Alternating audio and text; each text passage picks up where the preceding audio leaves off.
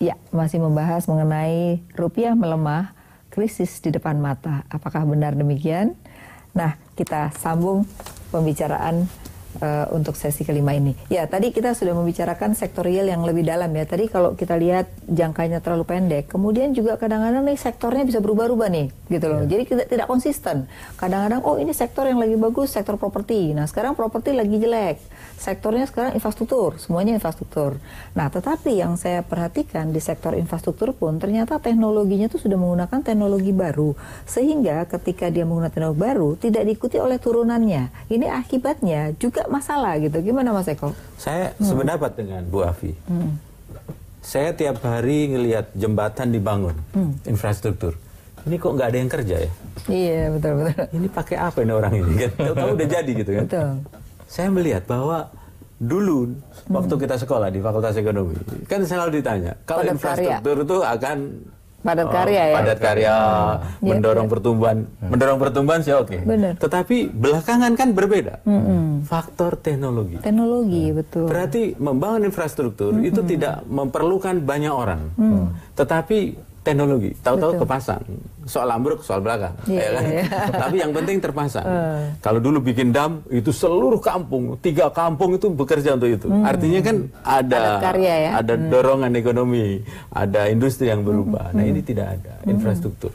Infrastruktur itu akan menjadi jebakan infrastruktur kalau sektor manufaktur yang berorientasi ekspor tidak ada. Iya, iya. Artinya ini jangan dianggap jangka panjang kan. Setelah ini selesai harus ada manufaktur kan? Harus ada ya? manufaktur. Nah sekarang kita kan batu bara kosongan buang, ya kan, hutan tebang buang, rotan buang tebang.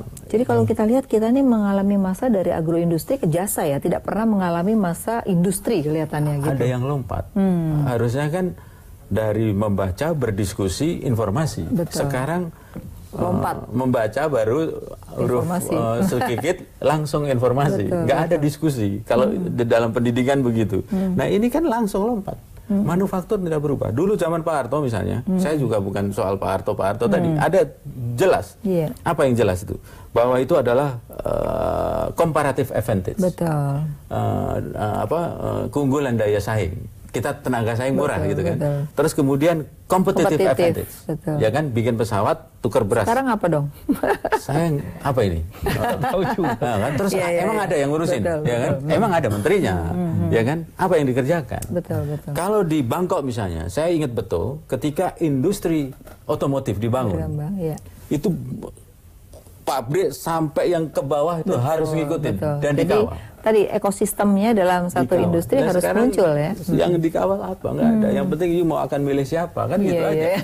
Siapa yang mau akan jadi apa kan gitu. Nah Mas Adrian, kalau kita lihat juga ekspor kita ini belum berubah kan, masih CPO batubara. Padahal sebentar lagi misalnya Eropa akan memberlakukan untuk memban misalnya sawit ya misalnya. Nah ini kan artinya kalau kita nggak berubah untuk merubah ini ya, kan terpengaruh juga terhadap nilai tukar kita kan. Secara fundamental menjadi tidak baik gitu. Kalau sekarang kan lebih banyak didorong oleh short term ya gitu. Itu gimana? Ya memang karena masalah manufaktur kita itu nggak berkembang, jadi muncul joke ya. Kalau orang Thailand itu jual rambutan beli tanah, nah, kita jual tanah beli rambutan. Betul. Karena kita nggak mau nanam. Yang instan. Karena memang ya kita punya ekspor produk itu ya terkait dengan natural resources. Saya coba bikin regresi sederhana, korelasi sederhana. Mengejutkan loh, pertumbuhan ekonomi Indonesia itu sangat berkorelasi dengan harga CPO. Komoditas. Oh iya, luar biasa. Harga komoditas. Tepatnya CPO. Oh justru masih lebih kecil lagi. Nah kalau misalnya kita tambahkan dengan harga batubara, korelasinya makin bagus. Tapi kalau korelasi antara ekonomi Indonesia dengan batubara kurang begitu bagus.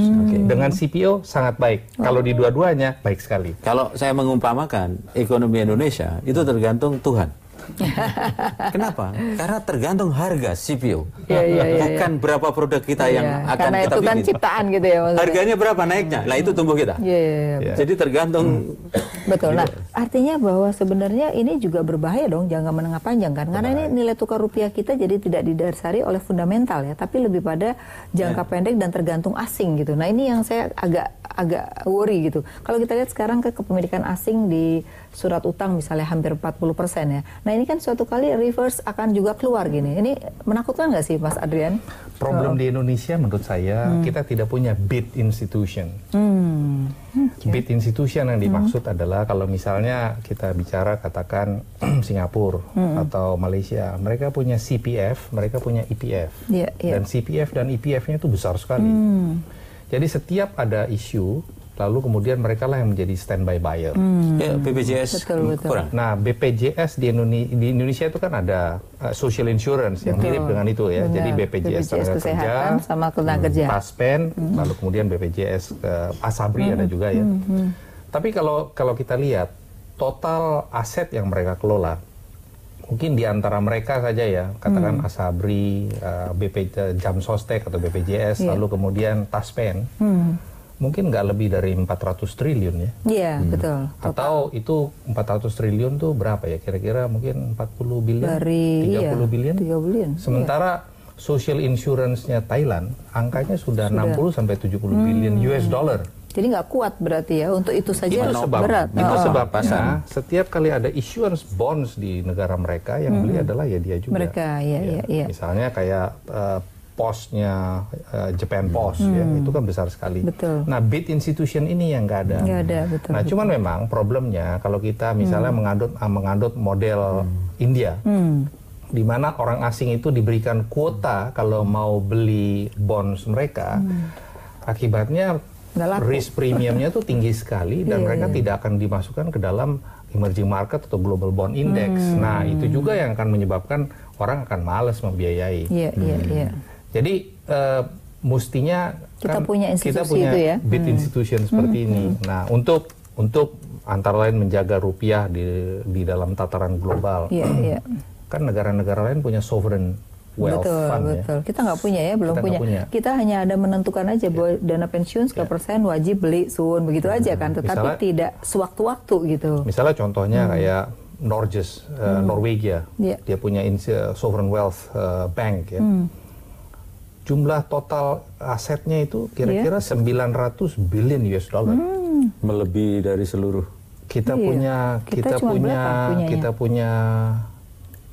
GDP ya kira-kira ya sama dengan satu bank itu ya emang berat juga ya. Jadi memang kita nih di satu sisi kesulitannya adalah dari sisi investasi ya, tapi kan di sisi yang lain juga sekarang kepemilikan sudah mulai dibatas-batasin lagi kan. Nah ini apakah kita nggak ketakutan bahwa nanti ini bukannya nggak mampu ya, memang nggak ada di dalam negeri, harus investor asing. Gimana nih Mas Eko, terutama di sektor keuangan?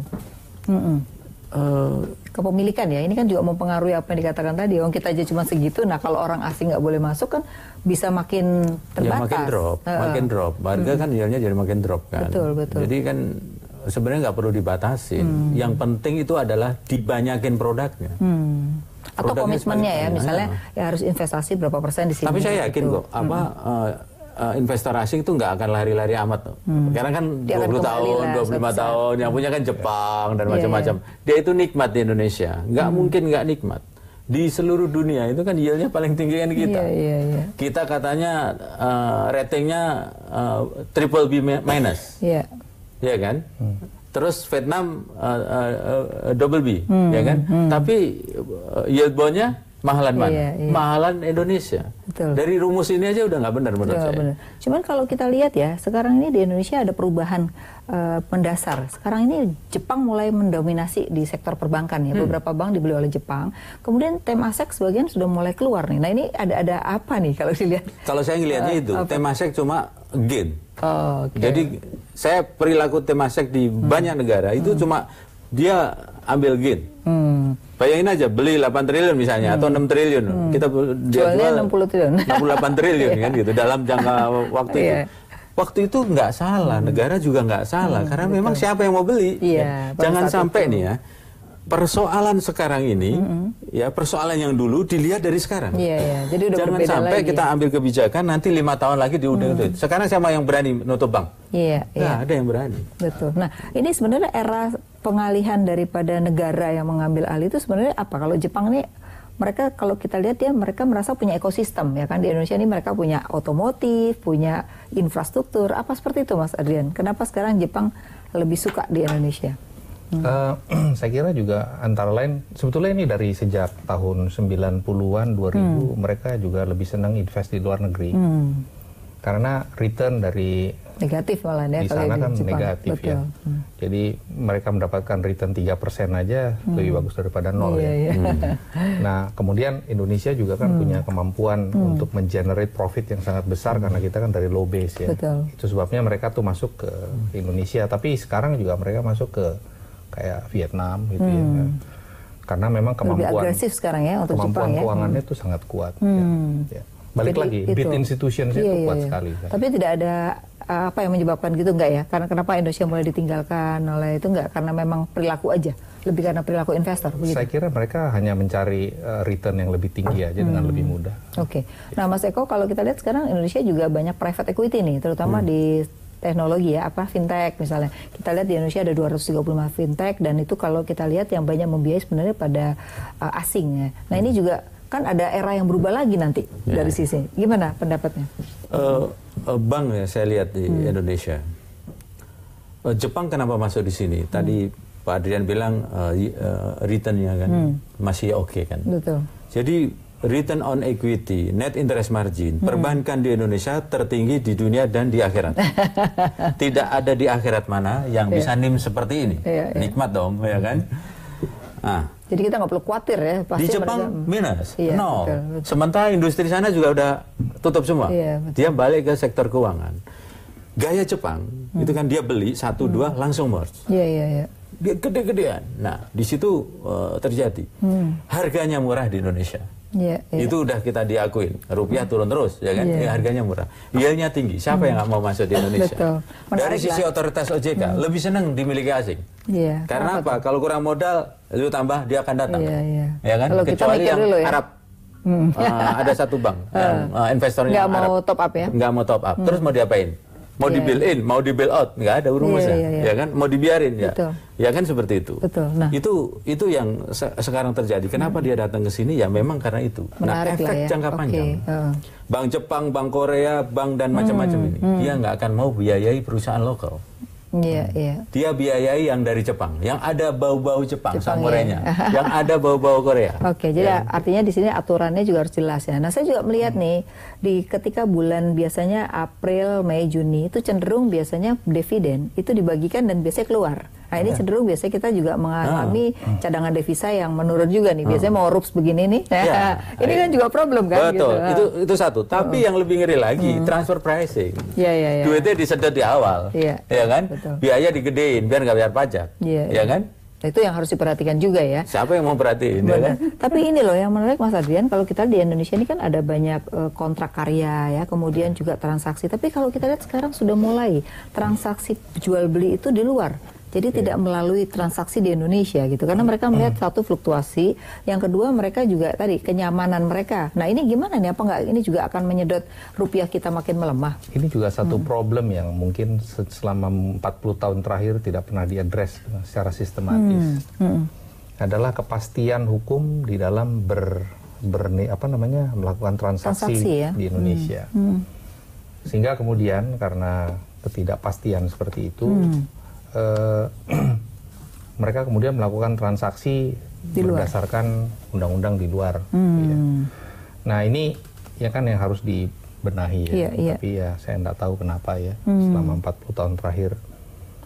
Jadi memang banyak sih. Jadi kalau kita lihat kan harusnya devisa kita lebih tinggi sebenarnya kalau melihat dari asing di sini kontrak karya. Tapi kan cenderung tidak demikian gitu. Dan itu sudah berpuluh-puluh tahun gitu ya. Banyak sekali perusahaan yang beroperasi di Indonesia, mendapatkan untung dari Indonesia, tapi tidak mendapatkan uangnya di sini ya. Kantornya itu nggak ada di sini. Betul. Jadi sebenarnya itu harus ada aturan di sektor realnya sebenarnya. Jadi jangan hanya melihat uang masuknya aja ya, tapi sebenarnya continuity di sininya ya.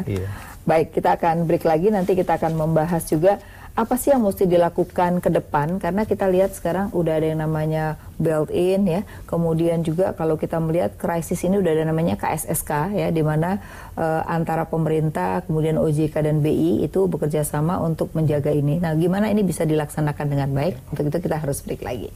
Ya, pemirsa, tetap di Economic Lounge with IC, kami akan kembali sesaat lagi.